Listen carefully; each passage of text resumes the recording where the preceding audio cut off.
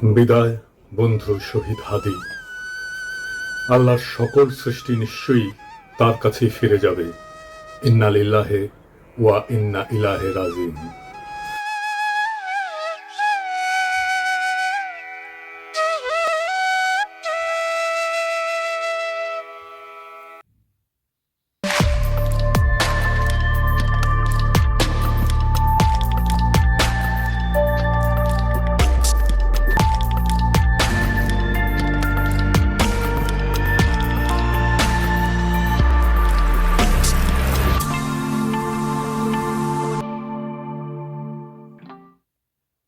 ফ্যাসিবাদ বিরোধী সংগ্রামে আমাদের সহযোদ্ধা বীর শরীফ ওসমান হাদি আমাদের এই পৃথিবীর মায়া ছেড়ে চলে গেছে। সৃষ্টিকর্তা তার শহীদ মৃত্যু কবুল করে তাকে জান্নাতের উচ্চ মাকাম দান করুন। হাদির শহীদ হওয়ার খবরের পরে সারা বাংলাদেশ শোকে বিহ্বল এবং ক্রোধে বিক্ষুব্ধ হয়ে উঠছে। চারিদিকে নানা ঘটনা ঘটছে। প্রথম আলো ডেইলি স্টারে আগুন দিয়ে ভস্মীভূত করে দেওয়া হয়েছে। ছায়ানটে আক্রমণ করা হয়েছে। 32 নম্বর যেটুকু অবশিষ্ট ছিল সেইটুকু মোটামুটি জয় বাংলা করে দেওয়া হয়েছে। বাঙ্গু সুশীল প্রগতিশীলরা একসাথে ঝাঁপে পড়েছে আমার উপরে, আমি নাকি এসব করাইতেছি। একবার এরা কয় পিনাকির ডাকে কেউ আসে না, আবার এরাই কয় আমি মব করিচ্ছি। কি বিচিত্র এই বাঙ্গু সুশীলেরা। অথচ আপনারা জানেন গতকাল পরিস্থিতি শান্ত করার জন্য আমি কি না করেছি। এমনকি ডেইলি স্টারের সাংবাদিকদের যারা উদ্ধার করছে তাদের সাথে সার্বক্ষণিকভাবে যুক্ত থেকে কাজটা সুচারুরূপে যেন সম্পন্ন হয় সেটা আমি দেখছি। প্রিয় দেশবাসী, ডেইলি স্টার অফিসে ভেতরে অনেক সাংবাদিক আটকা পড়েছে। আপনারা মেহেরবানি করে সেনাবাহিনীকে আটকে পড়া সাংবাদিকদেরকে উদ্ধার করতে দিন। আপনাদের অনুরোধ করছি, মেহেরবানি করে দয়া করে আটকে পড়া সাংবাদিকদেরকে সেনাবাহিনীকে উদ্ধার করতে দিন। হাদির পবিত্র স্মৃতিকে কলঙ্কিত আমরা না করি। সবাইকে আমি শান্ত থাকার আহ্বান জানাচ্ছি। সেনাবাহিনীর যে দল এখানে তাদের উদ্ধার করতে গেছিল তারাই বার্তা পাঠায় জানাইছে তারা উদ্ধার করতে পারতেছে না, আমি যেন সাহায্য করি। যাই হোক, তবে যদি কেউ বলে যে প্রথম আলো ডেইলি স্টারের আর ছায়ানটের বিরুদ্ধে অবিরাম ফাইট দিয়ে গেছি, আমি তাদের জয় বাংলা করার ইচ্ছা পোষণ করেছি, এটা সত্য। এর জন্য যদি আমরা দায় দিতে চাই দিতে পারে, ফেয়ার এনাফ, আমিও দায় নিতে রাজি আছি। তবে সাথে উদিসি আর সিবিবি জয় বাংলা করতে চাইছি, এবার হয় নাই, হবে ইনশাল্লাহ। আমি প্রত্যেকটা ইনস্টিটিউটকে অসংখ্যবার তারা কি কি আকাম করতেছে সেটা দেখাই দিছি। বলছি সংশোধিত হইতে হয় নাই। আমি প্রথম আলোর সামনে জিয়াফত করেছি, দাবি ছিল প্রথম আলোর ডেইলি স্টারের সম্পাদকীয় নীতি পরিবর্তন করতে হবে, করে নাই। তাদের শয়তানি চালায় গেছে। কয়েকদিন আগে ডিসেন্ট দেখাইলো কিভাবে জামাত, বিএনপি, হেফাজত আর আওয়ামী লীগের কর্মসূচিতে সহিংসতার ভাষা প্রথম আলোতে আলাদা আলাদা, পুরা ভাষা আলাদা। এক একটা সংগঠনের জন্য এক এক রকম ভাষা। আওয়ামী লীগের জন্য সবচেয়ে সফট, কোনো পরিবর্তন নাই। জিয়াবতে আমাদের পিটায় তাড়ানো হইলেও সে কি উল্লাস ডেইলি স্টার আর প্রথম আলো সাংবাদিকদের। তো এটা বলে মানুষদের মনে থাকে, মনে না থাকলেও আমরা মনে করাই দেব। এখন প্রশ্ন, ছায়ানটে কেন হামলা? ছায়ানট কি গান শিখায়? না, গান না।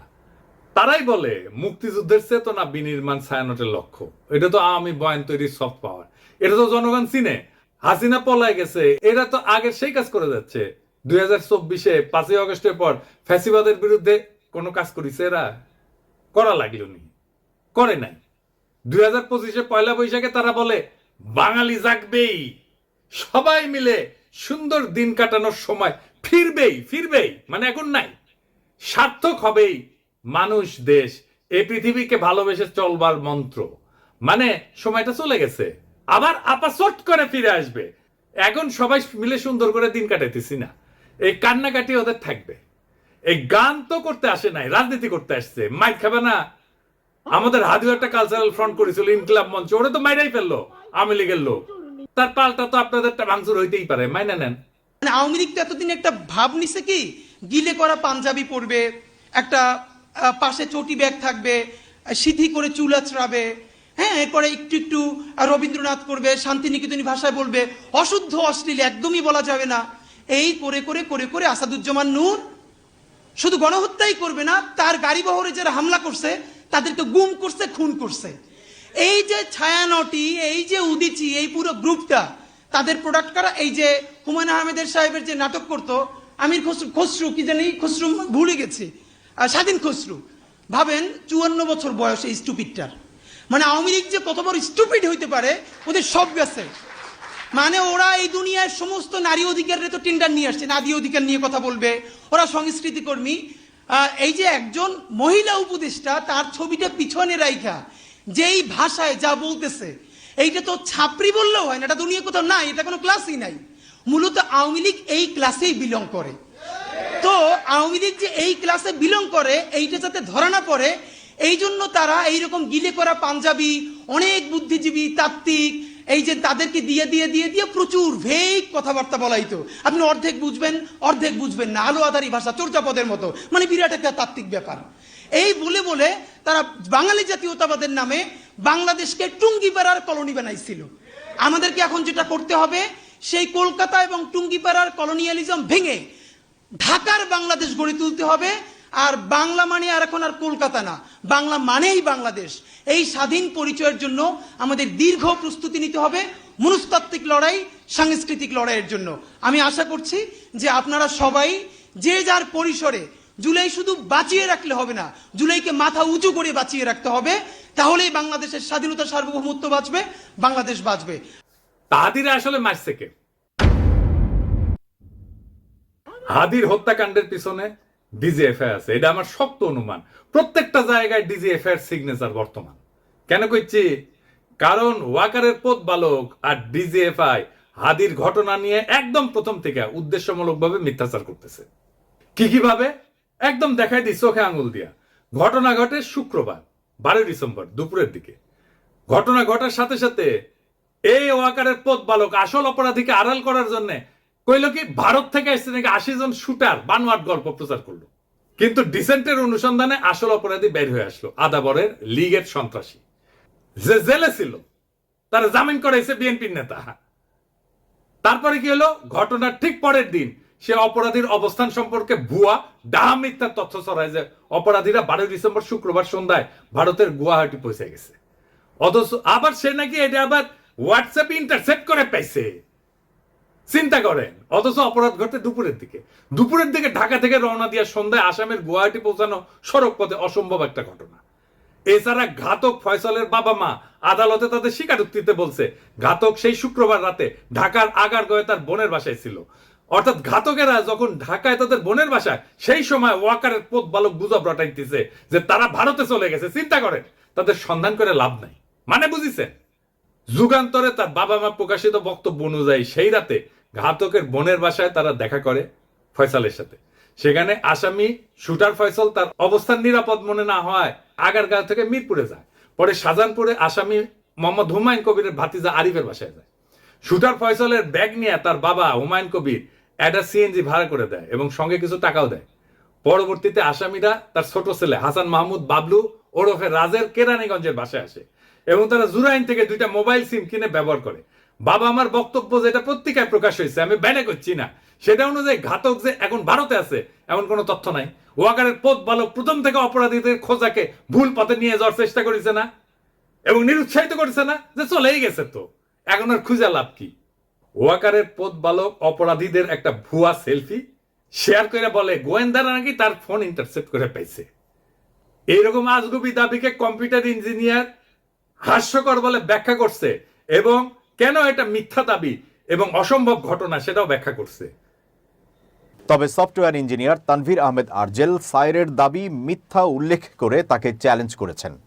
আইটি এক্সপার্ট তানভীর আহমেদ গণমাধ্যমকে জানান, একজন সফটওয়্যার ইঞ্জিনিয়ার হিসেবে বলছি, জুলকারনাইন সায়ের 100% ভুয়া তথ্য দিয়েছে। সে দাবি করছে অপরাধীরা অন্যের মোবাইলে সেলফি পাঠাইছে আর সেটা গোয়েন্দা সংস্থা ইন্টারসেপ্ট করে এই ছবি পাইছে। 2026-এ এসেও এই কথা বিশ্বাস করার মতো নয়। পথ বালককে বলছিল আইসে ডিবেট করতে, করে নাই। এই 3টা ঘটনা থেকে এটাই প্রমাণিত হয় যে ওয়াকারের পথ বালক আর ডিজিএফআই প্রথম থেকে হাদির ঘটনা নিয়ে আসল অপরাধীকে আড়াল এবং রক্ষা করার জন্য একের পর এক মিস ইনফরমেশন আর স্মোক স্ক্রিন ছড়ায় গেছে। এই ইন্ডিয়ার দালাল পথ বালক বাংলাদেশের জনগণের 1 নাম্বার শত্রু, বাংলাদেশের স্বাধীনতা সার্বভৌমত্বের শত্রু। তবে একটা কথা সবাইকে একটু বলি, একটু শোনেন। শহীদ ওসমান হাদির মরদেহ এখনো দেশে এসে পৌঁছায়নি। স্বাভাবিকভাবে আমাদের প্রত্যেকের হৃদয় ভারাক্রান্ত, আবেগে বিক্ষুব্ধ। এই মুহূর্তে আমাদের সবচেয়ে আগে যেটা দরকার তা হলো সর্বোচ্চ সংযম এবং দায়িত্বশীল আচরণ নিশ্চিত করা, যেন একজন জুলাই যোদ্ধার বিরচিত আত্মত্যাগের প্রতি যথাযথ সম্মান জানায় তার জানাজা এবং দাফন শান্তিপূর্ণ এবং মর্যাদার সাথে সম্পন্ন করা যায়। এমন সংবেদনশীল সময় পরিস্থিতিকে আরো নাজুক করে তুললে এটা হবে একেবারে বেপরোয়া এবং আত্মঘাতী, যার পরিণতি হবে গভীরভাবে ক্ষতিকর। এর তাৎক্ষণিক ফলাফল অনুমান করা কঠিন না, কিন্তু তা হবে ধ্বংসাত্মক। দীর্ঘদিনের ক্ষোভ থেকে ফ্যাসিস্ট বয়ান উৎপাদনকারী দেশের দুইটা পত্রিকা জনতার হামলা, ভাঙচুর, অগ্নিসংযোগ হয়েছে এবং আগুনে কিন্তু একটা পত্রিকার সাংবাদিকদের জীবন বিপন্ন হয়ে উঠছিল। পরিস্থিতির যেন আর অবনতি না হয়, মেহেরবানি করে সতর্ক থাকবেন। আমাদের তো সব কাজের দোষ। বিদেশি গণমাধ্যম চাইবে, ইন্ডিয়া চাইবে হাদির শহীদ মৃত্যুকে শিরোনাম না বানায় অগ্নিসংযোগ, ভাঙচুরের দৃশ্যকে শিরোনাম বানাইতে। এটা ঘটলে আড়ালে পড়ে যাবে আসল এবং জরুরি সত্য, হাদির শাহাদাত, তার আদর্শ, এবং যে শক্তির বিরুদ্ধে লড়াই করতে যেয়ে তাকে প্রাণ দিতে হয়েছে। আরো দুঃখজনক হইল, গুলিবিদ্ধ হওয়ার পর সারা দেশে হাদিকে ঘিরে যে বিপুল ভালোবাসা, দীপ্ত আবেগ এবং নৈতিক সংহতির জোয়ার সৃষ্টি হয়েছে তা মারাত্মকভাবে ক্ষতিগ্রস্ত হবে। আমরা কোনোভাবেই হাদির আত্মত্যাগকে এইভাবে নষ্ট হতে দিতে পারি না। আমাদের শত্রুরা চায় বাংলাদেশের মানুষ যেন ঐক্যবদ্ধভাবে আধিপত্য এবং দমন নীতির বিরুদ্ধে দাঁড়াইতে না পারে, ইনসাফের পক্ষে দাঁড়াইতে না পারে, স্বাধীন সার্বভৌম বাংলাদেশের পক্ষে দাঁড়াইতে না পারে। জুলাই যেন কলঙ্কিত হয়, মানুষ যেন ক্লান্ত এবং বিভ্রান্ত হয়ে আবার তাদেরকেই স্বাগত জানাইতে শুরু করে যারা পতিত শক্তির পুনর্বাসনে সহায়তা করবে এবং পুরনো মোড়লের কবজায় দেশকে আটকায় রাখবে। এই সংকটময় মুহূর্তে আমাদের প্রয়োজন শৃঙ্খলা, ধৈর্য এবং রাজনৈতিক স্পষ্টতা। খুব সহজে উস্কানি দিয়া সংঘাত সৃষ্টি করা যায়। আফগান পাকিস্তান সীমান্তেই দেখেন না, অনেক ক্ষেত্রে না বুঝে তরুণরা সে আগুনে ঝাঁপায় পড়ে, প্রাণ হারায়। আমাদের বুঝতে অসুবিধা হওয়ার কথা না কারা এই সুযোগ নিতে চায়, কারা বাংলাদেশের স্বাধীনতা সার্বভৌমত্বকে পুনরায় বিপন্ন করতে চায়। অতএব উত্তেজিত এবং ক্ষুব্ধ জনতাকে থামাইতে হবে, দৃঢ়ভাবে, শান্তভাবে, ধৈর্যের সাথে এবং অবিলম্বে। হাদির লড়াইকে রক্ষা করার জন্য, নতুন বাংলাদেশকে রক্ষা করার জন্য, বিপ্লবকে রক্ষা করার জন্য এবং যে ইনসাফ, মর্যাদা এবং আদর্শে অবিচল থাকার কারণে হাদিকে জীবন দিতে হয়েছে, সেই সুমহান লক্ষ্যের স্বার্থে আমাদের এই দায়িত্ব পালন করতেই হবে। আমরা সেটা করব ইনশাল্লাহ।